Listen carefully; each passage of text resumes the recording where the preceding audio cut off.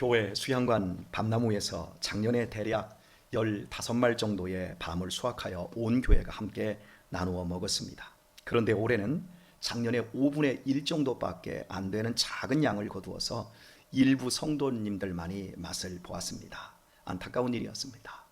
맺은 밤송이도 그 양이 훨씬 적었지만 그 중에서도 속이 빈 일명, 뻥, 즉 쭉정이들이 많았습니다.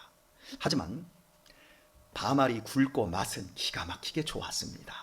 그래서 쪄내기 무섭게 식기도 전에 다 먹어치워 버렸습니다. 밤나무의 영광은 나무의 굵기나 키에 있지 않습니다. 잎이 무성하고 꽃이 화려한 데 있지도 않습니다. 오직 튼실한 열매를 맺는 것과 함께 좋은 맛으로 먹는 이로 하여금 그 즐거움을 누리게 해주는 데에 있습니다. 개신교 신학의 집대성인 웨스트민스터 대소율이 문답 제1문과 답은 이렇습니다. 인간의 제일 되는 목적은 무엇입니까? 하나님을 영화롭게 하고 영원토록 그를 즐거워하는 것입니다.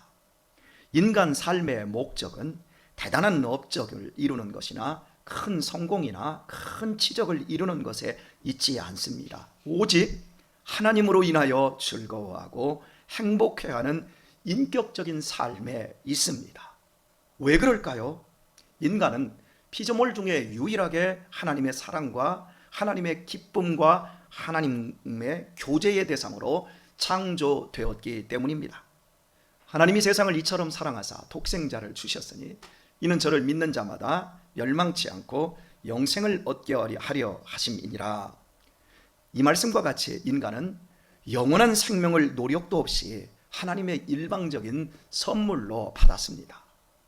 존재를 선물로 받았을 뿐만 아니라 영원한 존재로의 거듭남도 선물로 받았습니다. 상상도 할 수 없는 은혜를 입었습니다.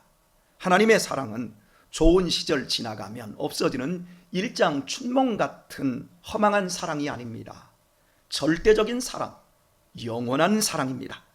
이 사랑을 선물로 받은 사람의 심정과 삶은 당연히 즐거울 수밖에 없지 않겠습니까? 그런데 이 귀한 선물 뒤에 바로 이어서 따라오고 있는 말씀이 심판입니다. 18절에서처럼 저를 믿는 자는 심판을 받지 아니하지만 믿지 아니하는 자는 벌써 심판을 받은 것이라고 선언을 합니다. 왜 예수님께서는 하나님의 사랑과 심판을 함께 묶어서 말씀하신 것일까요? 가장 부드러운 이야기를 가장 엄중하고 무거운 주제와 함께 묶어 놓으신 것일까요? 오늘의 설교의 이해를 위해 영상 하나 보고 설교를 이어가고자 합니다. 2004년 9월 13일 미국에서 생방송된 세계적인 토크쇼 프로그램인 오프라 윈프리 쇼의 한 장면을 보고자 합니다.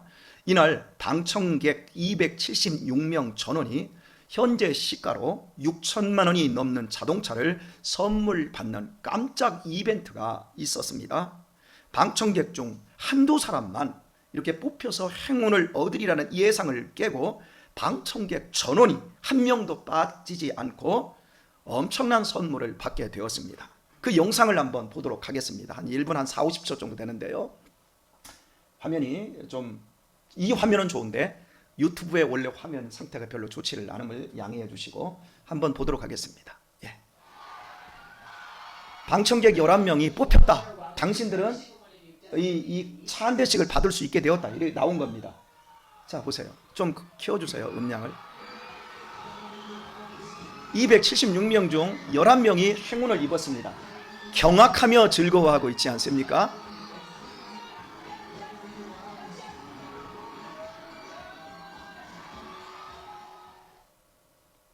깜짝쇼는 지금부터입니다. 방청석에 앉아있는 사람에게도 지금 한 사람에게 열쇠가 들어있는데 그 사람도 그 차의 주인공이다. 마지막 12개다. 이렇게 얘기한 거예요. 자, 열쇠가 있으면 당신은 마지막 새 차의 주인공입니다. 누가 될까요? 모두 나라고 다 기대하고 있지요. 여세요. 모든 상자에 차 열쇠가 있습니다. 당신도 주인공이랍니다. 당신도 주인공이랍니다. 단 한 사람도 제외하지 않고 모두 주인공이 되었습니다.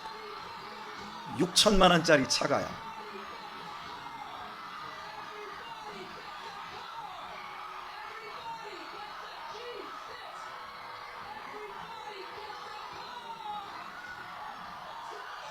즐거워하는 저 표정을 보십시오. 이제 키만 가지고 선물 찾으러 밖으로 나갑니다. 저 밖에 나가서도 저렇게 즐거워하지 않습니까? 저 소리 지르는 거 보십시오. 되었습니다. 어떻습니까? 이날 사람들이 너무 좋아 놀라서 쓰러질 것을 대비해 의사들이 대기하고 있었답니다. 그런데 말입니다. 미국 인구가 3억 3천만 명입니다. 그 중에 자동차가 필요한 빈곤자가 얼마나 되겠습니까? 딱 276명만 자동차가 필요했을까요? 어째서 276명만이 새 차를 선물 받고 감격하는 주인공들이 된 것일까요? 새 차가 필요한데도 바꿀 수 없는 가난한 사람들을 위해 이벤트를 한다는 사실을 2달 전부터 미국 전역에 알렸습니다. 그러나 오직 276명만이 자신이 새 차를 받을 행운의 주인공이 될지 모른다라는 믿음으로 자신의 안타까운 사연을 적어 보냈습니다. 신라 같은 믿음에 기대어 자신의 딱한 사연을 보내고 초청에 응한 276명만 선물의 기쁨을 누렸습니다. 실은 276명만 초청한 것이 아니라 351명을 초청을 했답니다. 그런데 그 나머지 사람들은, 초청받은 사람들 가운데는 나 바빠서요, 그거보다 더 중요한 일이 있어서요, 이래서 안 갔다는 거예요. 오직 자신의 딱한 사연을 보내고 초청에 응한 276명만이 행운을 넘어 방청객 전원이 받는 주인공이 되었습니다. 바로 믿음의 차이였습니다. 하나님이 세상을 아들을 주시면서까지 사랑하셨음에도, 그러나 그 사랑은 믿는 자에게만 효력이 있습니다. 하나님의 사랑이 아무리 커도 마음의 문을 열고 받아들이지 아니하면 그 사랑은 나와 아무런 상관이 없는 것입니다. 사랑의 효력은 믿어야만 생기고 믿어야만 역사를 합니다. 믿는 데에는 제한이 없습니다. 하나님이 명령한 믿음이니까 믿는 것이 자격이지, 나는 꼬라지가, 나는 믿을 만한 만큼 좋은 사람이 못 돼, 이런 건 아무런 상관이 없어요. 누구나 믿으면 영광을 보게 되어 있습니다. 예수님을 믿으면 나는 하나님이 사랑하는 주인공이 됩니다. 믿으면 하나님은 나의 상태와 상관없이 나의 좋으신 나의 아버지가 되십니다. 세상 살 때뿐만 아니라 죽을 때에도 하나님은 나의 영원한 아버지가 되십니다. 그래서 우리 인생은 즐거울 수밖에 없는 겁니다. 그러나 하나님의 이 깜짝 선물인 이 엄청난 독생자를 믿지 않는 자에게는 벌써 심판이 임한 것입니다. 지금 잘 먹고 잘 사는 것만으로 만족하는 그런 사람들의 마지막을 생각하면 저는 너무나 불쌍하고 너무나 안타깝습니다.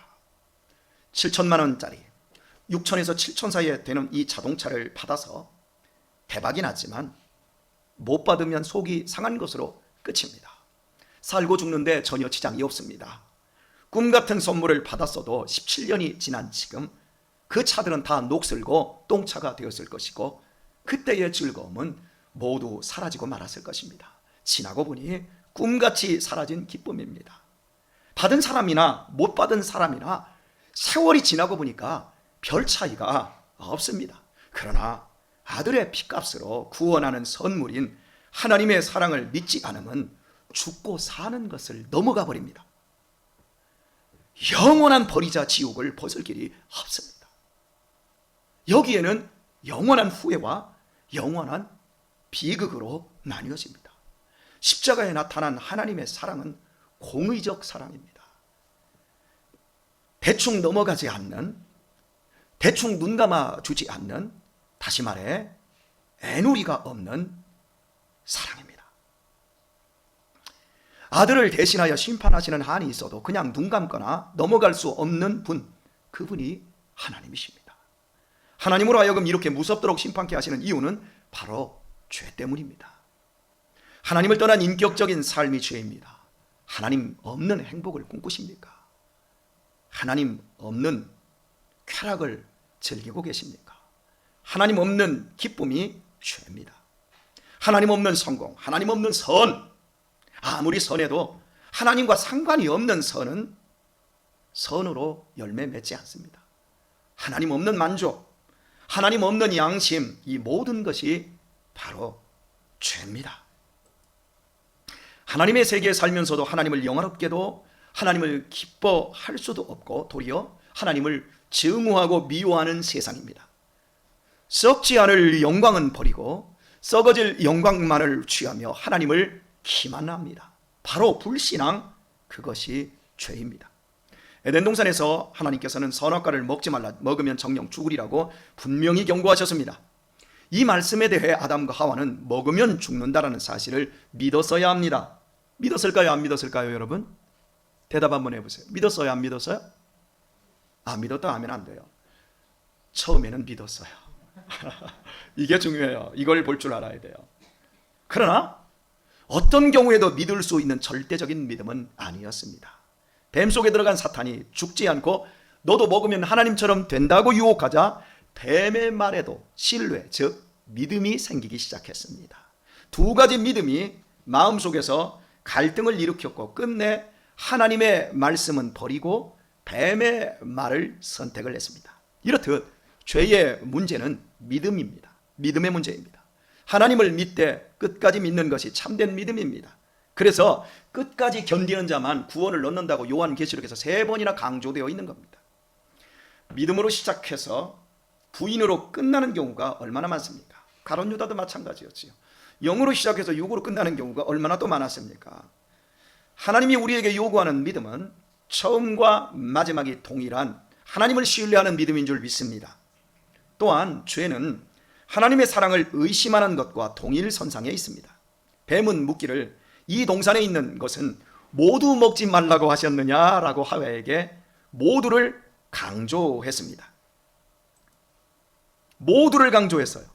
모두를 강조하면서 하나님이 너희를 사랑한다면 모두 먹게 해줘야지 라는 쪽으로 몰아간 것입니다. 모두 안 먹게 해주면 그건 사랑이 아니야. 이왕이면 다 먹으라고 하실 일이지 하나만 먹지 말라고 한 것에 불만을 갖게 만들었습니다. 건강도 주시고 지혜도 주시고 여러 가지 다 주셨는데 물질을 안 주신단 말이에요. 왜 모두 안 주시고 그것만 안 주시지? 가장 중요한데? 그래서 낙심하고 믿음에 대해서 흔들리는 사람들이 있지요. 자, 모두를 얘기했습니다. 그래서 불만을 갖게 만들었어요. 그러자 그것을 먹는 날에는 눈이 밝아진다라는 뱀의 말에 더 신뢰가 가게 된 것입니다. 여러분, 조심해야 합니다. 죄는 이런 식으로 간교하게 시작된다는 것을 기억하셔야 합니다. 외부에서 시작되는 것이 아니라 내 마음에서 시작됩니다. 그래서 하나님을 영원토록 즐거워하는 것이 사람의 제일 되는 목적입니다. 즐거워해야 죄를 이길 수 있습니다. 하나님을 즐거워해야 마귀를 이길 수 있습니다. 불만을 가진 상태에서는 죄를 이길 수가 없습니다. 믿는다면 하나님과 가까워지고 믿지 않으면 죄와 가까워집니다. 하나님을 즐거워하면 하나님을 절대적으로 신뢰할 수 있지만 불만은 의심을 가중시킵니다. 하나님에 대한 믿음은 변하지 않아야 하고 주어진 모든 것에서 만족해야 합니다. 즉 절대적인 믿음이어야 합니다. 우리의 견해는 소용없습니다. 하나님이 말씀이 우리의 견해를 넘어야 합니다. 그러나 조금씩 천천히 마음속에서 하나님의 말씀에 대한 신뢰가 사라져가고 그럴수록 불만도 생깁니다. 다르게 표현하면 하나님도 믿어지고 세상도 믿어집니다.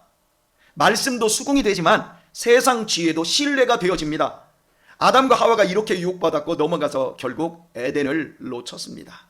조심해야 합니다. 다시 한번 강조합니다. 조심해야 합니다. 예수님을 믿는 것이 든든한 건 맞지만 돈 많은 것보다 더 든든한 것은 아니다. 오히려 돈이 있고 예수님을 안 믿는 것이 세상을 사는데 더 든든한 것이지, 예수님 믿으면서 가난뱅이로 사는 것은 절대 든든한 것이 아니다. 이렇게 우리의 마음이 바뀝니다. 다시요, 다른 표현을 쓸게요. 성경을 배우고 묵상하는 것이 좋은 것인 줄은 다 알지만 지금은 내 전공과 내 회사라든지 내 사업의 분야에 관계된 지식이 더 중요해 보입니다. 예배드리는 것 행복하지만 돈 쓰는 재미도 금없지 않다고 느껴집니다. 유혹받고 있는 겁니다. 하나님의 사랑은 비교 대상이 아닙니다. 유일한 사랑이기에 이처럼 사랑하사라고 말씀드렸습니다. 인생의 젊음 잠깐입니다. 여기 20, 30대도 30년만 지나면 다 쭈글거립니다. 결혼하기 전 20, 30대 때, 한 20대 때 예쁘지 않은 사람이 어디 있어요? 아름답지 않은 처녀가 어디 있습니까? 다 지나가면 쭈글거립니다. 세상에 있는 보암직하고 먹음직하고 탐스러운 모든 것은 다 변합니다. 거기에 믿음을 두는 것은 어리석은 일입니다. 변해서 썩어 문드러질 것을 신뢰하고 기쁨을 삼는 일보다 어리석음이 없습니다. 하나님과 하나님으로부터 오는 것만 영원합니다. 그러므로 하나님을 믿고 의지하는 믿음, 그것은 절대적이어야 합니다. 이것을 머리로 알고 입으로 고백을 합니다. 그러나 바로 그 사람들이 유혹받고 넘어갑니다. 끝까지 이기지를 못합니다. 저는 그렇게 되어 그나마 있던 즐거움마저 빼앗긴 사람들을 헤아릴 수 없이 많이 보아왔습니다. 죄 없는 에덴 동산에서 죄 없는 하와도 꼬둑에서 넘어지게 한 사탄입니다. 심지어 예수님까지 유혹하여 넘어뜨리려 했던 사탄입니다. 그렇다면 죄 가운데서 태어나서 죄 가운데 죄성에 찌든 우리야 얼마나 유혹이 많겠습니까? 사실 아담과 하와는 죄의 유혹을 충분히 이길 수 있었습니다. 유혹을 받을 때 하나님께 물었으면 됩니다. 하나님, 자꾸 먹지 말라는 선악과가 보암직하고 먹음직하고 탐스러워 미치겠습니다. 하나님, 어떻게 하면 좋겠습니까? 도와주십시오. 기도했으면 돼요. 기도했으면 하나님이 먹어라 하겠습니까? 분명히 기도했다면 하나님께서 아담과 하와를 사탄의 괴계로부터 지켜주셨을 것입니다. 그런데 갈등만 하다가 묻지 않고 죄 가운데 떨어졌습니다. 성도님들 가운데도 신앙생활 하다가 마음에 갈등이 생기는 분들이 계세요. 그 갈등이 생길 때 여러분 물어야 합니다. 교회 왔더니 목사님이 나를 쳐다보는 눈이 자꾸 째지게 쳐다보는 것 같아요. 목사님 나한테 왜 그러지? 나 11조도 잘 내고 그랬는데 왜 그러지? 목사님이 나 싫은가 봐, 나 미운가 봐. 마음으로 갈등만 하지 말고 여러분 밥 한 끼 목사에게 사주면서 목사님 혹시 저한테 불만 있으세요? 물으면 여러분 제가 뭐라고 하겠습니까? 혼자 갈등하지 마십시오. 디아블로스 마귀는 떼어놓는다, 갈라놓는다 뜻이에요. 하나님과 예수님과 갈라놓는 거잖아요. 가룟 유다를 갈라놓잖아요. 갈라놓고 생각하게 만들잖아요. 그래서 넘어진 거예요, 아담과 하와가. 그런데 성경에 있는 모든 인물들이 다 유혹을 받았어요. 중요한 것은 유혹을 받는다고 다 무너진 것은 아니라는 사실입니다. 무너진 사람만 무너지고 무너지지 않은 사람은 무너지지 않았어요. 자, 여러분, 아브라함도 요셉도 모세도 다니엘도 얼마나 유혹과 시험이 많았습니까? 그때마다 기도로 해법을 얻었어요. 모세도 그랬고요, 다니엘도 그랬고, 기도하지 말라는데도 기도를 해요. 그러면서 그 삶의 유혹, 시험을 이기는 해법을 얻었어요. 특히 얼마나 다윗이 기도의 사람이었습니까? 골리앗도 물리치고요, 사울왕도 이기고요, 블레셋도 연약한 그 다윗을 절대 이길 수가 없었어요. 다윗은 천하무적이었어요. 그런데 그 다윗도 믿음을 잃고 딱 한 번 죄 짓는 장면이 성경에 나와요. 밧세바와 남의 아내와 동침한 거예요. 서늘할 때 옥상에 올라가 산책하다가 유혹이 오자 곧바로 범죄했습니다. 산책으로는 죄를 이길 수 없습니다. 오늘날 아침 저녁으로 산책 많이 하지요? 예, 산책할 시간에 기도하세요. 아멘도 안 해요. 산책 많이 하다가 정말 다윗처럼 잘못됩니다. 산책 많이 하다가 이상한 사람하고 눈 맞고 이상한 사람하고 친구해서 인생 절단 날 수 있음을 기억하세요. 산책할 시간 있으면 조금 더 기도하십시다. 예. 밧세바가 잉태하자 다윗 왕은 자신의 힘을 이용해 그 남편까지 교살을 합니다. 바로 이때 다윗이, 그 기도의 사람이 기도한 흔적이 없어요. 기도의 대가인 다윗의 기도가 끊겼어요. 하나님과 인격적인 관계가 끊어진 겁니다. 결국 죄에 넘어갑니다. 결과적으로 나단 선지자의 책망에 다시 기도를 회복하고 회개를 통해 다윗은 하나님의 마음에 합한 사람의 자리로 돌아옵니다. 그러나 그 한 번의 유혹, 한 번의 실수는 치명적이었습니다. 다윗의 중년과 노년이 자녀들의 음란과 반역에 이은 피눈물로 점철되었습니다. 그것이 다윗이 살아생전 치러야 될 하나님의 무서운 공의적 심판이었습니다. 사랑하는 교우 여러분, 제발 묻고 사십시오.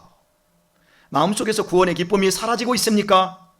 예배가 싫어지고 계십니까? 말씀이 안 들리고 계십니까?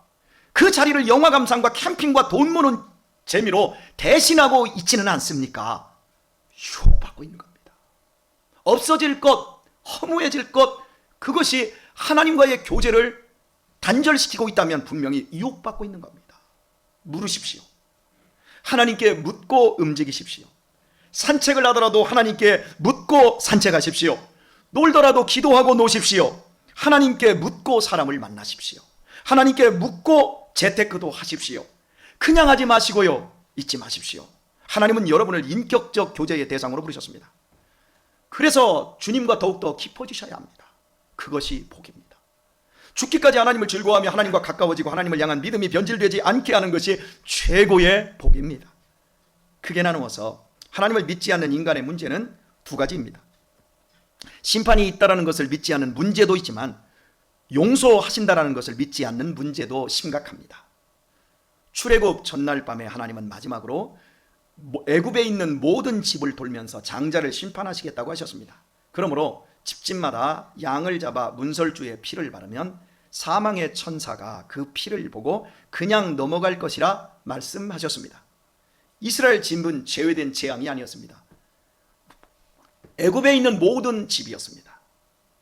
다만 말씀에 순종하는 집은 어떤 집이나 그 가정이 부부싸움을 했거나 그 가정이 합당치 못해도 양을 잡아서 피만 바르면 어떤 집이나 애굽 집이나 이스라엘 집이나 모두 심판을 면하게 된다고 말씀하셨습니다.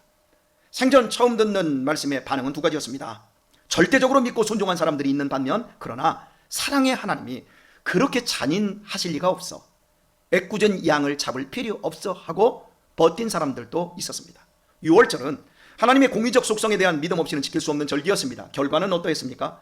그 밤은 똑같은 밤이었지만 믿지 않는 자들에게는 심판의 밤이 되었고 믿는 자들에게는 구원의 밤이 되었습니다. 하나님의 심판과 하나님의 사랑인 구원은 이렇게 함께 묶여 있습니다. 누구는 지금 심판받고 있는 중인데 누구는 사랑으로 하나님과 깊어지고 있는 중에 있습니다. 오늘날도 지성적인 불신자들이 이렇게 말합니다.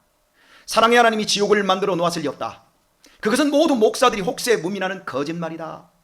그래, 10번 양보해서 죽음 후에 지옥이 있다고 하자. 그렇다면 나는 그런 하나님은 더욱 믿을 수가 없다. 사랑의 하나님이 지옥을 만들었다? 그런 하나님은 사랑의 하나님이 아니니까.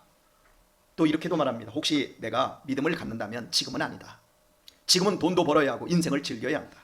믿음은 나중에 늙은 후에 생각할 문제다. 그러니 믿으라고 하지는 말라. 심판받은 것입니다. 생각이 모자라고 교만해서 그렇습니다. 헛된 쪽정이가 되고 있는 겁니다. 안타까운 것은 이미 믿는 사람들도 이런 비슷한 생각을 하고 있다는 것입니다. 헌신, 충성은 광신자들이나 하는 것이고 교회의 장로님들, 권사급 몇 사람들이나 하는 것이고 신앙생활은 적당히 손해보지 않는 선에서 하는 거야. 너무 빠지면 안 돼. 절대 빠지면 안 돼. 그러면서 믿음 안에서 충성하고 헌신하여 누릴 수 있는 즐거움을 차단하고 대신에 그 시간을 세상에서의 즐거움을 찾는 겁니다. 참으로 불쌍한 인생들입니다. 인생은 내 뜻과 내 생각과 다릅니다. 내 계획과 다르게 흘러갑니다. 제 신학 동기 중에 저보다 14살이 많은 그 목사님이 계신데요. 이분이 20년째 투석하고 계세요. 신장이 없으셔서 20년째 소변을 못 봤어요. 이분은 이렇게 20년째 투석하면서 온갖 병을 달고 하루하루를 버겁게 사시는 목사님인데요. 이런 계단 3계단만 올라도 이제 숨이 헐떡거립니다. 병이 깊어져 이제 얼마 남지 않은 시간을 남겨두고 있는 것 같아서 추석 전에 제가 인사를 하고 왔습니다. 마지막 인사를 함께 나누고 왔어요. 그런데 이 목사님이 이런 말씀을 제게 하셨어요. 그래서 제 생각이 확 바뀌어버렸어요.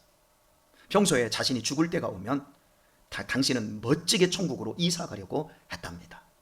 그런데 물 한 잔도 넘기지 못하고 천정은 팽팽 돌고 산소 호흡기 끼고 그렇게 숨을 못 쉬게 이 거친 숨 몰아쉬면서 죽음의 문턱 앞에 몇 번씩 서보니까 우아하게 죽을 것이라 생각했던 자신의 생각이 만용이었다는 것을 비로소 알았다며 자신의 교만을 회개한다고 했습니다.